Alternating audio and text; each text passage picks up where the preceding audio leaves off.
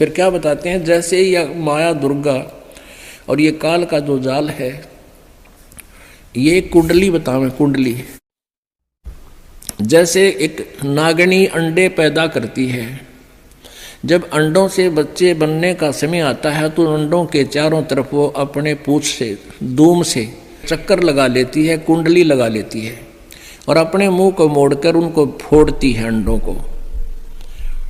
अंडों को फोड़ देती है, उनसे बच्चे निकल जाते हैं। वो निकल कर बच्चों को भी आभास होता है तुम्हारी माँ खाएगी तुम्हें, तो वो बारी बारी खाना शुरू कर देती है।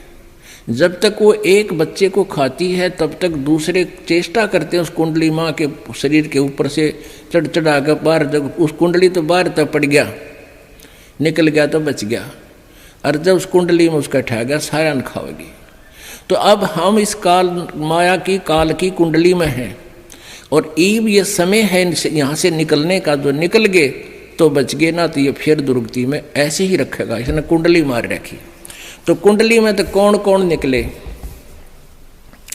कुंडली में से निकले रे दास दत्त संग कबीर, सुखदेव ध्रुव प्रहलाद से नहीं निकले रणधीर। इस माया की कुंडली से कौन कौन निकले? रविदास जी और दत्तात्रेय, कबीर परमेश्वर की शरण में आकर उनका उद्धार हुआ, अन्यथा नहीं।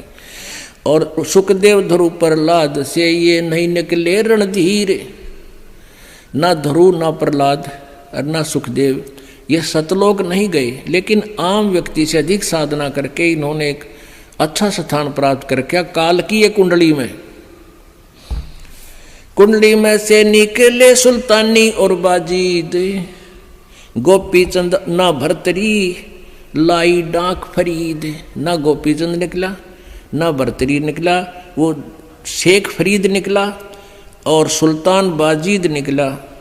सुल्तानी अधम, सुल्तान अब्राहम अधम सुल्तानी और वाजीद जी और शेख फरीद, ये कबीर परमेश्वर की शरण में आकर निकले। ना गोपी चंद पार हो पाया, ना भरतरी, लेकिन अन्य व्यक्तियों से अधिक अच्छी साधना उन्होंने की, लेकिन है कुंडली में।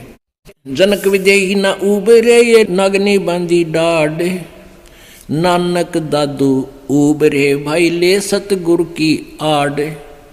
नानक जी और दादू जी कहते हैं ये सतगुरु की शरण में आकर ही इस काली नागन की कुंडली से बाहर हुए।